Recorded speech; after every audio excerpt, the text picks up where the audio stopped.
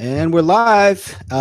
Hey, I'm here with Arvind Krishnan, CEO at Swim, which is an app we'll hear a little bit about here in a minute. Hey, Arvind, how's it going, man? Thanks, Killen. It's going great. How are you? Yeah, doing good, doing good. I'm excited. So we talked about you were out at Magento Live India. Yep. And so we're going to get a little recap of that. I'm excited about that. I saw a lot of cool Twitter activity on it, so it's cool to hear from somebody that was on the ground. Oh yeah, happy to share. It was quite exciting, and I think I can tell my grandkids that I was at the first ever Magento Live India. There you go. Nice. So you now do you is your team? Do you have some of your team out there or? Yeah, so Swim, is headquartered in Seattle, but we also have a product team in Bangalore. So I split my time between Seattle and Bangalore, and it so happened that Magento Live was going to be, on a day that I was actually in Bangalore. So made the most of the opportunity, and I'm glad the timing kind of worked out. It was quite exciting. That's cool. How many team members do you have out at the Bangalore office? We're a total of 7 of us. So we're still pretty small, but we're growing as we speak. And so if from Commerce Hero, if you know folks in and around the Bangalore area that are looking for a challenging gig, we would love to talk to them. We're actually looking for somebody. Dude, I have to tell you, that's interesting. I have to tell you, another buddy of mine, I don't know if you know him, named Nirav. He has a company called Anada Design. They have an office out there, and I was trying to actually help him find somebody, and I chatted with quite a few people in Bangalore and surrounding areas, and it was tough. It's tough to find. It is. It's tough everywhere. You're right. It's people feel like there's talent everywhere, but it's also tough to find talent everywhere. And especially once you start getting past for us, the biggest challenge is we're dealing with scale that's pretty significant. And so once you get past that, sort of critical threshold, it's really tough to find talent that's got the experience of handling that sort of scale and sort of knows what to do. So we've had a very challenging time. Right. What's kind of the scale that you're at? What are some of the challenges that you guys are solving right now? So we have a little over 1,500 customers, and a lot of these are Shopify sites, because that was the platform we first started with, and now we're venturing out into the. We'll bleep that out. We'll bleep that. No, I'm just kidding. I'm totally kidding. I meant to say Magento. Sorry. So we're at a point where we're just hitting about 100,000 plus sessions a day, and the goal for the year, the scale at which we're growing, we believe it'll hit 10x that number by the end of the year. And so we're starting to see some of the challenges that scale brings, and we're solving these as we encounter them. And we would love to have some talent in the room that's been there, so we're not repeating the same mistakes. Yeah. So I have a couple of questions coming to mind. One of them is I want you to tell a little bit about what Swim does and what it is, just for a little context. But then the other thing I'm wondering is, you were there, and the developers. What was the scene like? What were the developers like at Magento Live? What was the caliber of the developers there? There was also like a hackathon, I think. So I'm curious to know what you guys experienced there. Got it. So the first one is much easier because it's about Swim. So I'll get that out of the way. We're an engagement platform that we sell to e-commerce brands. What we try and do for them is we see that a lot of consumer shopping journeys are now happening across devices, and it isn't always obvious that 2 sessions from 2 different devices belong to the same user, because users typically aren't logged in. And in our case, we see that less than 10% of sessions are actually logged in on most of our customer sites. And so one of the things that we try and do for them out of the box is, based on user activity that we're gathering, can we determine that these 2 sessions from 2 different devices actually belong to the same user? And in some cases, we know who the user is. And so our whole goal is, out of the box, can we make that user's experience, that shopping journey, as seamless and filled with continuity as we possibly can? And we try and deliver that through a variety of ways, that surface that through a variety of ways as far as the retailer is concerned. But the whole idea is, there's a lot of friction in the shopping experience because you're switching context as a shopper. And today the onus is on you to sort of figure out, where did I leave my last session and how do I pick up from there? And what Swim tries to do is just make that go away. So it's very, hopefully, if we succeed, it's a very natural, intuitive, I'm picking up from exactly where I left it. One analogy that I like to give a lot that people kind of connect to right away is Netflix. So let's say you're watching a movie in the living room and you're sleepy, so you want to move over to the bedroom, so you sort of pause that movie where you're watching it. You go on, and in the bedroom TV, you flip Netflix back on. You know how it picks up from exactly the instant where it stopped in the living room. Think of that in a shopping journey context. That's what we're trying to enable as an out-of-the-box capability. But you do it without them being logged in. Right. That's a lot of our heavy lifting, so to speak, is in figuring that part out and having enough confidence that prediction is accurate, and then stringing the journey together based on what we've learned. It's really interesting. Do you guys use those? Have you seen those? There's these, like, I forget, they call them like forever cookies or something like that, where you can set a cookie in such a way that never be unset, because you set it in local storage, you set it in a flash storage, and then if it ever gets unset anywhere, it automatically resets it all. Do you guys?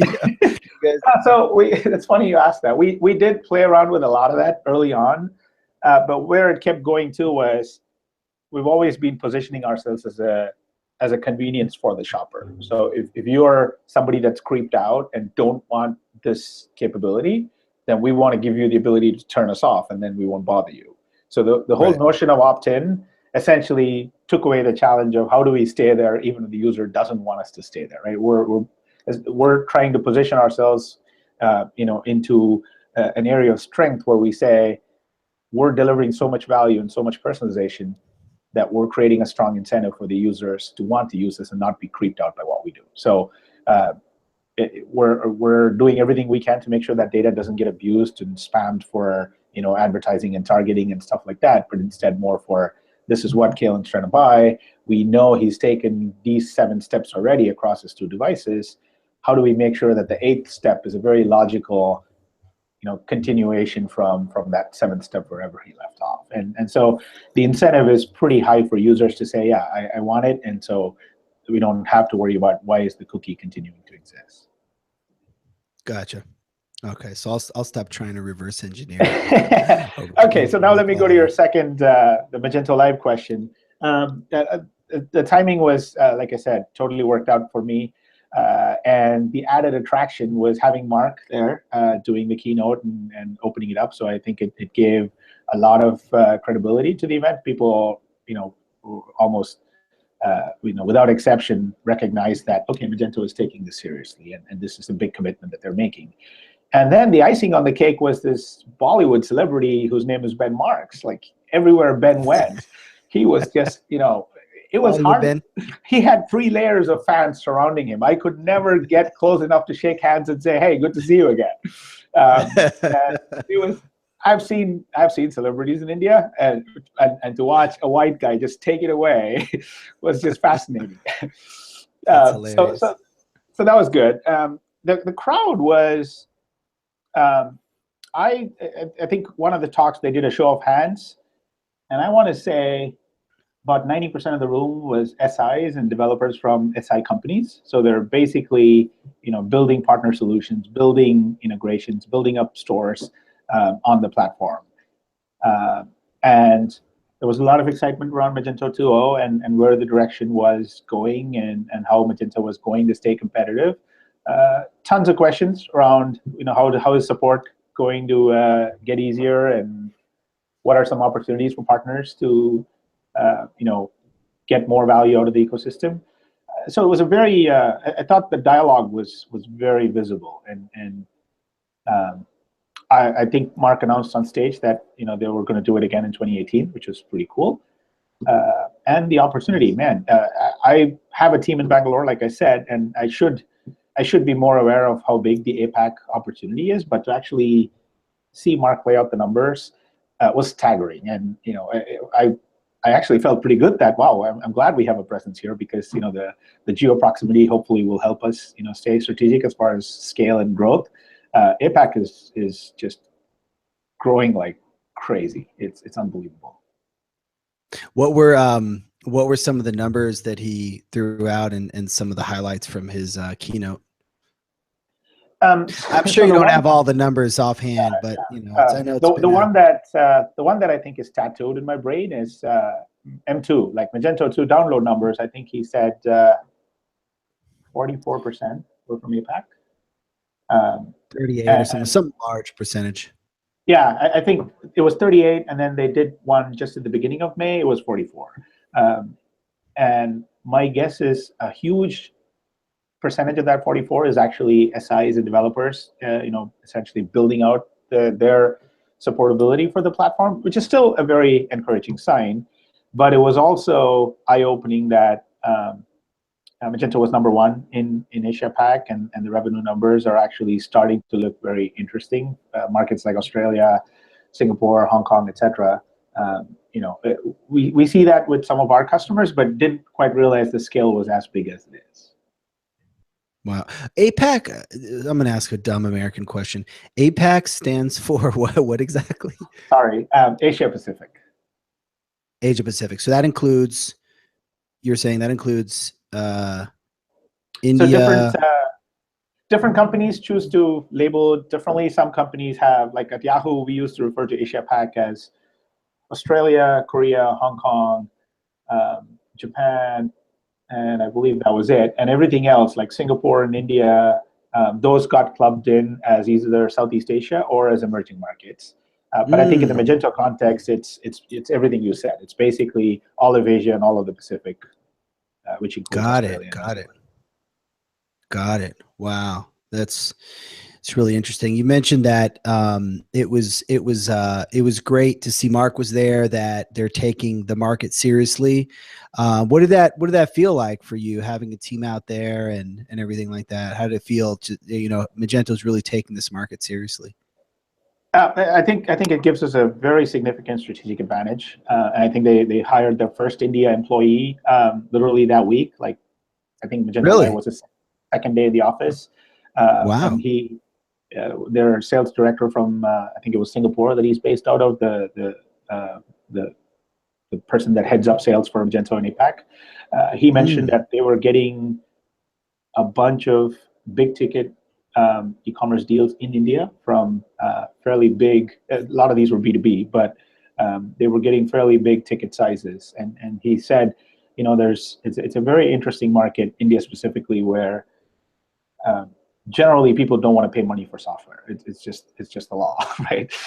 Like, nobody expects to have to pay, but that's only true in the long tail. As you get up to the larger entities, especially the government entities that have to follow the law, it's a very different story. And there, the numbers start to become very meaningful. Like he said he didn't have enough bandwidth to respond to every RFP that they got for Magento to bid on. And so he was essentially saying, we're going to lean on the SIs and the partner ecosystem quite a bit in this region. And that's why we're investing in people here. That's why we're investing in this event. And it's a pretty serious commitment that they're making. Wow. That's incredible. And in our case, as you know, we've been, started with Magento, then didn't get the momentum that we wanted, so sort of shifted focus to Shopify, where things have worked really well. And now I've been, contemplating reinvesting in the Magento, ecosystem again, because I feel like now we have, the data points and the proof points. And so seeing this event and seeing sort of the volume that, was being generated in Asia and the projections looking forward, and given that I have a team in Bangalore, it was like, I'd have to be a fool not to look at this and start to invest in this, in a more significant way. And so I think that way was a big turning point for us. Oh, that's really cool. That's really cool. You mentioned that there are a lot of SIs there. Actually my buddy's team was there. Do you know, like, is the Magento community in Bangalore or in some of these regions, do they have meetups? Do they know each other? Is the community kind of disparate? That's a great question, and it's funny. It's almost like you were there, because that same topic came up when we were huddling around the coffee stations, trying to figure out. Wow, we had no idea the Bangalore Magento community was this big, and it took an event like this for us to sort of come together. And I think that's going to start changing. I think people are starting to realize that there are others working, within the same ecosystem and dealing with the same challenges and trying to overcome the same barriers. So I definitely expect to see more of that happen. The other interesting aspect was, in the past, every Magento event or meetup that I'd gone to that had an India context, it was almost always customers that were outside India, right? So the SIs or the partners would be based in India, but the customers they would be serving would predominantly be US and EU and increasingly Australia. That's still the case. I think that's still where the majority of the dollars are flowing in from. But this time, I also saw a couple of agencies that are focused largely on India brands. And that was actually eye-opening, because I had no idea Magento was that entrenched in a lot of the typical consumer brands that I'm used to seeing in India, that I had no idea that they were running Magento. And so that was pretty cool. I think that's an inflection point for sure, because they're starting to venture into e-commerce just now from like their brick and mortar world, and having a template that's proven out with other credible brands makes it that much easier to say, oh, okay, somebody else has done this before. I just have to take that same blueprint and essentially replicate that story for my brand, right? And so I think the fact that they have, a head start, I think will serve them well. Totally. What are some of the brands that popped out to you? Chumbak, I think, is one that sells, fridge magnets is how they started. I think that's what Chumbak means in Hindi. But they're now becoming a very they're a pretty well-known brand that sells a lot of these trinkets, custom, phone cases and stuff like that. And they're on Magento. There's a lingerie brand called Zavame that I believe is also on Magento. And a lot of the consumer brands that are starting to have their own storefronts, they're venturing down, the Magento path as well.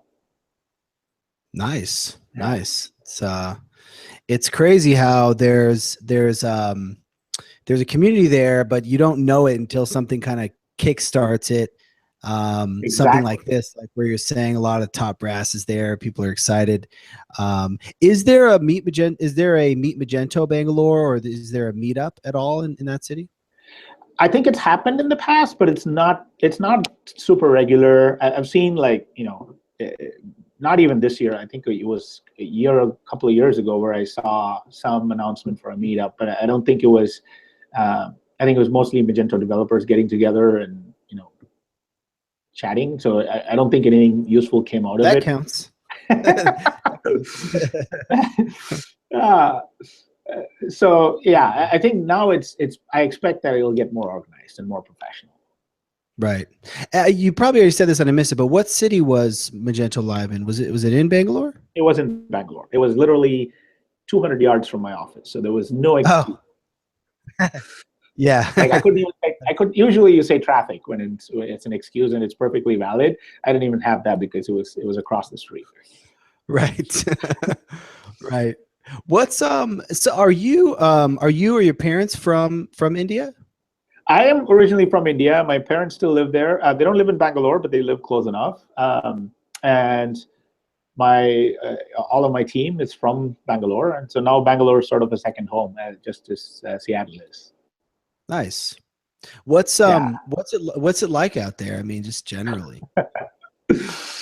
I should take you down there one time. All right. You know what we should do? We should convince Ben and Mark to do Imagine 2020 in Bangalore. There we go. Instead of Vegas. We got to get out of Vegas. Vegas. If we can get Phil to go, I think it'll be a hit. It's the honest answer, Kellen, is it's chaos.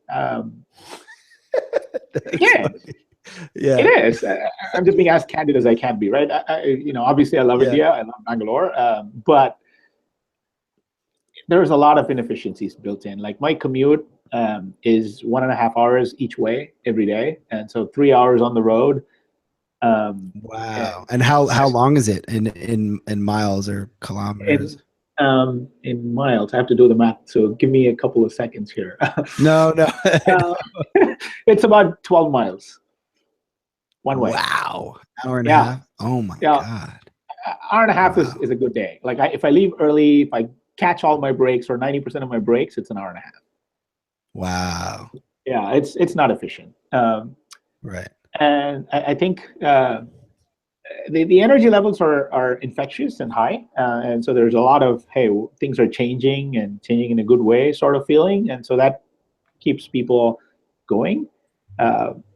But it's changed so much in the last 10 years. Infrastructure, like working from home used to be a huge challenge. When I first moved to India 2004, it wasn't quite dial up, but it was close. And now, we consciously made an effort. We want to be a truly remote company, and so we're trying out. We're 2 days of the week where employees they're not supposed to come into work. Like you're supposed to stay home and work. And so Tuesdays and Thursdays are truly Oh, remote wow. days for us. And we can rely on the infrastructure to just stay and be functional.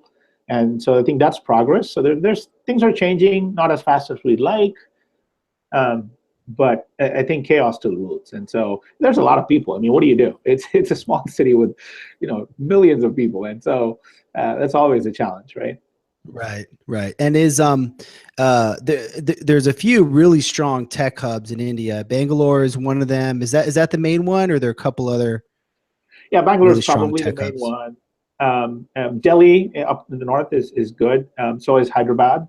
Chennai is up and coming. I think one of the hackathons was in Chennai at the PayPal office because PayPal's based in Chennai. And Mumbai and Pune are a couple of others that come to mind. But Bangalore, by far, I think has a huge advantage over the others. Right, right. It's Did it's they refer to it as the Silicon Valley of India, for what it's worth. Right, right, right. Did you mentioned the hackathon? Did your team get a chance to head to the hackathon and mess around a little bit? No, so unfortunately, we didn't find out about it. It was more our fault. We weren't quite on top of the schedule, and we didn't realize it was in a different location altogether, like a Oh, different okay. city. And so from a I thought schedule, that was a little confusing because it was like several days after the event, right? Was it the contribution day? Was it a couple days so I after think they the? had two of them. Yeah, I think it was a couple of days, and it was in a different city. And so we just, we'd all just flown That's back from. confusing. It Yeah, was, yeah, yeah. and I looked at the enthusiasm in the crowd to go down, and we were like, okay, you know what? They're covered. They don't need us. They'll be fine. Yeah, yeah. They've got it covered. Yeah. That's cool, man. It's really cool to hear from somebody that was there on the ground. Any other takeaways or thoughts or highlights? The one other takeaway, or maybe not a takeaway, the one other highlight was a selfie with Sherry was also in demand. So if Ben had one corner covered, the other corner was Sherry, and Right. I'm not making this up. People were just genuinely blown away by, wow, these guys actually came down to Bangalore to do this. I can't believe it. And so there was a lot of excitement in the audience for Magento's taking us seriously. This is pretty cool. And so I kept hearing, every time I walked past, I'd hear hey, Sherry, can I take a selfie with you? And somebody would take a phone in there. And I was like, wow. You should ask Ben and Sherry when you talk to them. I'm sure it would have been a very different experience for both of them. Yeah, because you're used to like the Vegas scene where, I mean, there's celebrities, but like it's not like every 3 steps that there's a selfie request. It's like at least every 15 steps or something like that. Exactly. And they can actually take the steps in Vegas, right? Bangalore wasn't that easy. Like, I'm not making this up. Ben's breakfast was waiting for him And he just couldn't get to it because he was just swarmed by people, and his sessions were super popular. They kept asking him question after question after question, and finally, it was just he had to basically say, "I have to eat," and I saw him walk into the lunchroom and go grab it. Right. But yeah, it was That's a good funny. event, and I think for a first time event, it was pretty awesome. Nice. I think it bodes well for Magento in that market. That's cool. Yeah. Do they? I wonder if they have other events planned in other countries that they haven't hit before that are in APEC. Like I wonder, Singapore. Is there an event in Singapore? I don't know. I'm That's sure. a good question. I know the Australia one's pretty popular. I don't Yeah. remember having anything in Singapore. Yeah, I'd imagine they're probably going to start hitting a number of those countries. Yeah, Singapore is interesting from a dollar's perspective as well. Like even though it's a smaller country, the volume of the GMVs, I have to imagine, is interesting. Oh yeah, yeah. Singapore is such a fascinating country. The level of yeah, I've never been there. Have you been there before? Oh yeah, it's awesome. Yeah, it's you should. I know. We need to get you out there more often. I know. I got to get out of my house. I got to get out of this co-working room with a beautiful big brick backdrop. I will find you a brick wall that looks pretty close to that if you come to Bangalore. I promise you. That's going to be on my rider. Is it true that in Singapore, if you litter, it's against the law? Like they'll take you to jail or something like that? Or yeah, there's a really. I also don't have experience actually littering, but I've heard it's pretty stringent, and I don't think you can chew gum in Singapore. That's right. That was the other one that was crazy. Yeah, they're pretty serious about their stuff. I don't think you mess around in that part of the world. You don't mess around. It's zero chaos. No, Thailand maybe will get away with it, but any other country, I think you're in trouble. Right. I have a question about you talked about outsource, like a lot of companies, Europe or America that outsource to India, and I've heard from a lot of people that have challenges with that kind of an outsourcing relationship. You kind of split your time between Bangalore and the U.S. Do you what do you think that is? Where sometimes outsourcing to India doesn't quite work? Is it a cultural thing? Is it a combination of things? Is it just it didn't work as well in the past and it's starting to work better now? Like, what are your thoughts on that? I definitely agree that it's a problem. One of the reasons I physically moved to India when I decided that I would set up the team back there was I knew the remote thing wouldn't work. And so to outsource to build like a prototype or an initial experimental product, I think is okay. But once you start getting production level, I don't think it works. I think you have to be there. I think it's got to be your own employees. I don't think it can be. That's my personal opinion, of course, but I don't think it can be an outsourced entity. To your question on why that exists, I think professionalism is one challenge, and I will probably get in trouble for saying this, but it is a fact. And the second is I'd get in trouble for saying that. You won't get in trouble for saying it.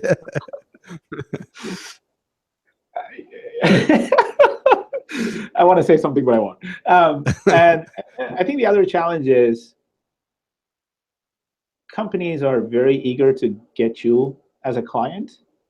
And so it's almost like you're on a first date, right? So you show your best sides and you come off looking really, really polished and very impressive because you put your best engineer on it. And there's only one of those guys. And then he's gone on next week to go get the next client. Meanwhile, this client gets a bunch of other engineers that aren't as good. And then things start to sort of go downhill. The other challenge is I've done enough outsourced engagements, even as part of Swim early on. And the only time it's worked really well is when the spec is very tightly defined and we stayed true to that contract. And I think that's a problem on this side as well. It's a moving target and it's not scoped right. And once it becomes a moving target, then all bets are off, and the estimates are off. The quality starts to suffer, and so I think there's like one of the things we learned early on, especially if you were building, a web app, was make sure that the UI is actually locked down before you start building. If you're building it outsourced, because the UI sort of becomes a visual contract of sorts, and so anytime you have to touch that, it it's got to be discussed as an add-on to the original contract. And so when we wrote the spec, we would also make sure that the UI manifestation went with it before they could estimate it. Once they estimate it, then they're on the hook because they've based it on fairly detailed specs that you gave them. But then it also is a forcing function for you not to move that around too much. And when we've done that, things will work better. But at the end of the day, I think if you don't have a strong relationship it's always a struggle. And I think more often than not, it is a struggle. Right, right. Do you think that you talked about how more and more there are companies in India that are becoming the clients? Do you think that relationship works better if the client is Indian and they're working with a team that's Indian, as far as a culture fit? Or I'd like to believe it does, because they're co-located or at least in the same time zone, same city, whatever. Right. But I also don't see that scaling beyond a point for dollar reasons, right? Like you're only going to get so much margin working with a local client. It's much more profitable to work with somebody that's in a different market, such as the US or EU. And so a lot of these will end up being, hey, here are our showcases. They're all local, but as we start to scale up, we're doing business development in other markets using these showcases as sort of our anchors. Because the margins are much sexier, when it's a client from one of these other markets. And right. So yes, you're right.